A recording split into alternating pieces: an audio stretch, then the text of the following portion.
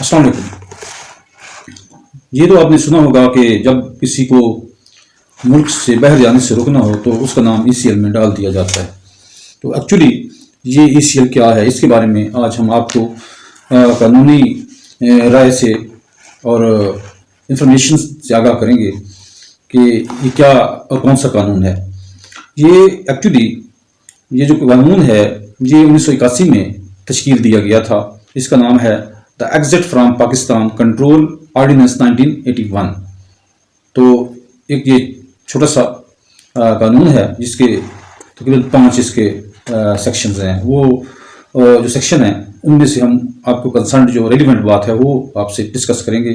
तो इसका पहला जो सेक्शन है वो short title extent and commencement है कि इसका नाम क्या है, जो अभी बताया मैंने यही नाम है, और ये एक्सटेंट किया है पूरे पाकिस्तान में, इसकी वुसअत है और नाफिजुल अमल ये फौरी होगा। इसका जो सेक्शन 2 है इसके मुताबिक जो है किसी को बाहर जाने से रोका जाता है, उसका जो अख्तियार होता है फेडरल गवर्नमेंट का, इसमें अख्तियार होता है, वही नाम ECL में डाल दिया है वफाकी हुकूमत। तो power to exit from Pakistan, इसमें सब सेक्शन 1 जो है ये बड़ा इंपॉर्टेंट है। The federal government may by order prohibit any person और क्लास ऑफ पर्संस, यानी किसी भी शख्स को या किसी भी क्लास या तबके को from proceeding from Pakistan to a destination outside Pakistan, कि वो किसी भी मुल्क दूसरे मुल्क में जो पाकिस्तान से बाहर कोई भी उसकी मंजिल है वहां से जाने से रोक सकती है वफाकी हुकूमत। Not with standing the fact that such person is in position of valid travel documents, इसके बावजूद कि उसके पास तमाम डॉक्यूमेंट्स, वैलिड डॉक्यूमेंट्स जो हैं, सफरी जो ज़रूरियात हैं, उसकी रिक्वायरमेंट्स हैं, बेशक तमाम के तमाम मौजूद हैं, उसके बावजूद उसको रोक सकती है वफाकी हुकूमत। सब सेक्शन 2 अब पढ़ लेते हैं। Before making an order under sub section 1 it shall not be necessary to afford an opportunity of showing cause against the order. अब ये भी जरूरी कोई नहीं वफाकी हुकूमत के लिए कि ये ऑर्डर करते हुए कोई वजह बताए, वजह बतानी जरूरी नहीं है, वो ऑर्डर कर सकती है वफाकी हुकूमत। सब सेक्शन अब 3 पढ़ते हैं कि उसके लिखा है if while making an order under sub section 1 it appears to the federal government that it will not be in the public interest to specify the grounds on which the order is proposed to be made it shall not be necessary for the federal government to specify such grounds. अब अगला और जो है इस्तिस्ना हासिल है वफाकी हुकूमत को कि वो ग्राउंड्स लिखने की पाबंद नहीं है। अगर वो ग्राउंड्स अगर बता दिए जाएं तो इससे पाकिस्तान की इंटरेस्ट जो है मुतासर हो सकती है, पाकिस्तान का मफाद है वो मुतासर हो, तो ग्राउंड्स लिखना या बताना भी उस वक्त ज़रूरी कोई नहीं है। ऑर्डर के अंदर इसको मेंशन करना ज़रूरी नहीं है, क्योंकि ये बाज़ दफ़ा ऐसे मामला हसास नौइयत के होते हैं, नहीं बताए जा सकते, नहीं लिखे जा सकते, इस वजह से लिखना भी ज़रूरी नहीं है। तो ये सब सेक्शन 3 था। अब सेक्शन 2 हमने कंप्लीट किया। अब सेक्शन 3 जो है ये रिव्यू का राइट है अग्रीड पर्सन का, जिसका नाम दे दिया गया है ECL में नाम दिया गया है एग्जिट कंट्रोल लिस्ट के अंदर, तो उसको रिव्यू का हक हासिल है। Any person agreed bye N order of federal government, कोई बंदा मुतासिर हो गया है, वो समझता है गलत ऑर्डर है, under sub section 1 of section 2 में with in 15 days of making of order make a representation to the federal government for a review of the order, setting out in the representation the grounds on which he seeks the review। तो sub section 1 जो है section 3 का, उसके मुताबिक ये अब order जब होता है इसके ECL में नाम डाला जाता है तो 15 दिन के अंदर वो शख्स जो अग्रीव्ड है वो रिप्रेजेंटेशन भेज सकता है, वफाकी हुकूमत को भेजेगा, उसमें अपनी वजूहात जो है वो सेट आउट कर सकता है रिप्रेजेंटेशन के अंदर कि कौन से ग्राउंड्स हैं वो एजिटेट कर रहा है, उसमें वो एजिटेट कर सकता है। तो सब सेक्शन 2 के मुताबिक the federal government may after giving the person making a representation and opportunity of being heard, तो हकी हुकूमत उसको क्या करेगी, एक मौका देगी, उसको समाअत करेगी, make such order as it may deem fit, और उस पर हुक्म जो मुनासिब होगा वो जारी करेगी। सब सेक्शन 3 फिर आ गया subject to the order of federal government in review. अब जो सब सेक्शन 2 के तहत जो ऑर्डर करेगी उसको मद्देनजर रखते हुए N order under sub section 1 of section 2 shall be final. अब जो ये रिव्यू में जो फाइनल जो रिव्यू में ऑर्डर किया जाएगा वो बिल्कुल फाइनल ऑर्डर होगा। सेक्शन 2 سب سیکشن 1 کے مطابق جو فیصلہ وفاقی حکومت نے کیا تھا، ریویو اس میں حکومت کرے گی. اب وہ ریویو کے بعد وہ فائنل آرڈر ہوگا. اور پھر کیا ہوگا؟ And shall not be called in question before any court اور ادر اتھارٹی. اور اب اس کے بعد اس فائنل آرڈر کو آپ کہیں کسی اتھارٹی کے سامنے یا حکومت ان دی کورٹ کسی میں اس کو آپ ایجیٹیٹ نہیں کر سکتے.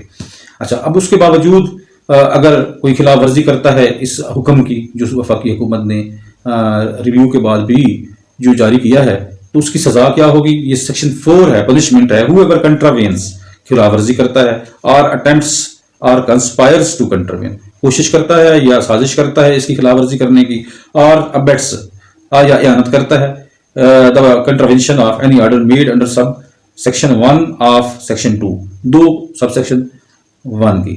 تو کیا ہوگا؟ shall be punished with imprisonment for a term which may extend to 5 years. تو اس کی سزا 5 سال تک ہو سکتی ہے. پھر آگے سیکشن 5 کے تحت پاور ٹو میک رولز ہیں. اب اس کے تحت رولز جو ہیں وہ حکومت بنا سکتی ہے. تو رولز جو ہے وہ اس کا جو رول 2 ہے اس کو مد نظر رکھا جاتا ہے، جس کے اندر گراؤنڈز موجود ہیں. Exit from Pakistan control rules 2010. تو یہ 2010 میں ان کو فریم آؤٹ کیا گیا. تو اس کے اندر دیکھ لیتے ہیں grounds to prohibit persons from proceeding from Pakistan to a destination outside Pakistan. The federal government may by an order in writing under section 1 of section 2، 2(1) وہی جو آرڈیننس ہے اس کے مطابق جو آرڈر کرے گی، تو اس میں کیا، اس کے اندر کیا گراؤنڈز ہیں جن کی بنیاد پر کسی بھی شخص کے خلاف یا کسی بھی شخص کو ایگزیکٹ کنٹرول لسٹ کے اندر شامل کیا جا سکتا ہے. تو پہلی چیز کیا ہے؟ Corruption and misuse of power اور authority causing loss to the governments funds اور پراپرٹی. اب دیکھیں جو گورنمنٹ میں لوگ ہیں اکثر مس یوز آف پاور وہی کریں گے، ڈیفینیٹلی کرپشن وہی کریں گے. تو مثلا کوئی منسٹر ہے یا کوئی اس طرح کا کوئی بہت بڑا افسر ہے، تو اس نے اگر کرپشن کی ہے یا اختیار کا ناجائز استعمال کیا ہے تو کیا ہوگا؟ اس کا نام ECL میں ڈالا جا سکتا ہے. Economic crimes where large government funds have been embezzled اور انسٹیٹیوشنل فراڈ کمیٹڈ. تو کیا ہوگا جی؟ اکنامک کرائم کو کیا گیا ہے، بہت بڑی ہیوج اماؤنٹ ہے جو embezzle جس کو غبن کر لیا گیا، تو ایک یہ ہو گیا. تیسرا ہے ایکٹس آف ٹیررزم اور its conspiracy heinous crimes and threatening national security. جو لوگ دہشت گردی کی سرگرمیوں میں شامل ہیں، ایکٹیویٹیز میں شامل ہیں، تو ان کا نام جو ہے یہاں پر آ سکے گا. کیس آف کی directors of a firm in default of tax اور liabilities of not less than 10 million rupees, جس کی 10 ملین جو ہے روپیز جو ہے اس سے زیادہ کی کرپشن ہے یا ٹیکس جو ہے وہ یہ دوسری لائبلٹیز ہیں اس میں ڈیفالٹ کر گئے ہیں، تو وہ ملک سے باہر اگر جانا چاہتے ہیں تو ان کے لیے بھی پابندی ہے.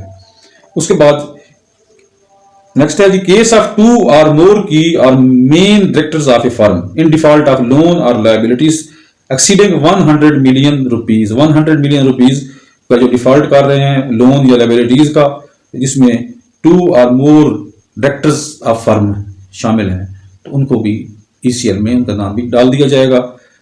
Any case and his name forwarded by registrar of high court, supreme court یا بینکنگ کورٹ. اگر یہ 3 عدالتیں ہیں جو اگر یہ کوئی نام سجیسٹ کریں گی تو ان کا نام بھی ECL میں ڈال دیا جائے گا. لیکن اس میں کچھ ایکسیپشنز ہیں. Nothing in sub rule 1 shall apply to. کون سے ایکسیپشنز ہیں یہ ذرا دیکھ لیجیے کہ کون سے. بعض دفعہ یہ ہوتا ہے کہ کچھ لوگ مثلا ایک بندہ مرڈر کیا ہے، اس نے کہتے ہیں جی وہ باہر میں بھاگ جائے اس کا نام ECL میں ڈال دو.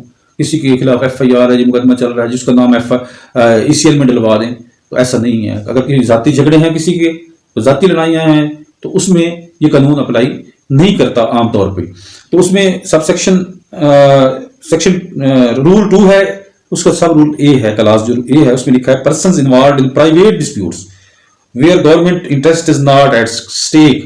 گورنمنٹ یہاں انوالو نہیں ہے، لوگوں کے ذاتی مسائل، ذاتی جھگڑے ہیں، تو وہاں پر یہ قانون اپلائی نہیں کرتا. ایکسیپٹ کیسز آف فراڈ، سوائے فراڈ کے کیسز جس میں آ جائیں اگینسٹ فورن بینکس، وہ بھی غیر ملکی بینکوں کے خلاف ہیں، اینڈ ریپیوٹیبل کمپنیز، مشہور بہت بڑی کمپنیز ہیں ود سگنیفیشنٹ فورن انویسٹمنٹ، اور جنہوں نے خطیر رقم جو ہے انویسٹمنٹ پاکستان میں کی ہے، تو ان کے حوالے سے اگر کوئی فراڈ یا کوئی ایسی امبیزلمنٹ یا کوئی چیز ہوئی ہے، اس کے علاوہ کوئی پرسنل انٹرسٹ ہیں، پرسنل کیسز ہیں، ان کو ہم نہیں کر سکتے.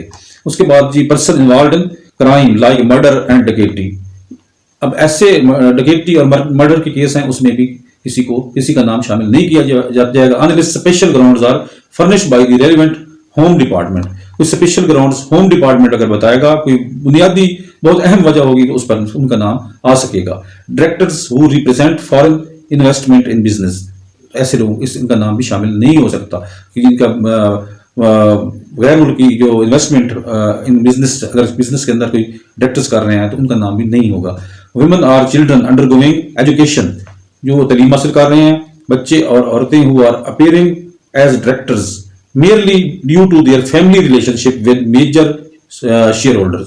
تو میجر شیئر ہولڈر کے ساتھ اگر کوئی فیملی کی بنیاد پر کوئی اگر شیئر ہولڈر ہیں تو ان کی خواتین اور بچوں کے نام اس وجہ سے اگر اجازتی طور پر ان کا نام شامل ہے تو ان کو بھی اس میں اجازت نہیں ہوگی. تو name of any person placed on the exit control list maintained by the federal government in pursuance of an order made under subsection 1 of section 2 of the said ordinance and who has proceeded from Pakistan shall remain on such list so long as the said order is in force for taking legal action against him on return to Pakistan. کچھ لوگ اگر غیر ملک میں رہ رہے ہیں تو ان کو پھر واچ لسٹ میں بھی ڈالا جا سکتا ہے. وہاں پر ان کی ایکٹیویٹیز جو ہیں ان پر نظر رکھی جائے گی. ان کے میں سے ایک چیز یہ بتائی گئی ہے. پھر دوسری چیز کیا ہے؟ He is in judicial custody likely to be released on bail by a competent court of law shall remain on such list so long as the said order is enforced. جب تک یہ آرڈر انفورس ہے تب تک اس کو watch list میں رکھا جائے گا، ورنہ اس کے بعد جب تک وہ ایکسپائر نہیں ہو جاتا، وہ اس کا آرڈر ختم نہیں ہو جاتا. پھر اس کے بعد has been convicted by a competent court of law for any offence shall remain on such list so long as the said order is in force until his conviction attains finality. جب تک اس کی conviction فینیلٹی ان کی مکمل نہیں ہو جاتی اس وقت تک جو ہے کیا ہوگا جی، وہ بھی واچ لسٹ میں ایسے لوگ بھی رہیں گے. تو یہ جو ہے ECL کے بارے میں آپ کو معلومات دی گئی. یہ قانون ہے اور قانون سے واقف ہونا ہر شہری کی ذمہ داری ہے. جب انسان کوئی جرم کرتا ہے تو اس کو یہ ایکسکیوز نہیں مانا جاتا اس کا کہ میں تو قانون نہیں جانتا تھا. اس لیے ہر شخص کا قانون جاننا بہت ضروری ہے. اگر وہ نہیں جانے گا تو وہ غلطیاں کرے گا، جرم کا ارتکاب کرے گا. اس لیے ہمارے ساتھ آپ ٹچ رہیں گے. ہم آپ کو گاہے بگاہے اپنا جو پروفیشن ہے، جو ہمارا شعبہ ہے، اس سے متعلق قانون کے حوالے سے آپ کو جو اپڈیٹس ہیں وہ دیتے رہیں گے، آپ کو آگاہی دیتے رہیں گے تاکہ آپ آہستہ آہستہ قانون کو سمجھنے والے بن سکیں. آپ سے اجازت چاہتے ہیں. اللہ حافظ.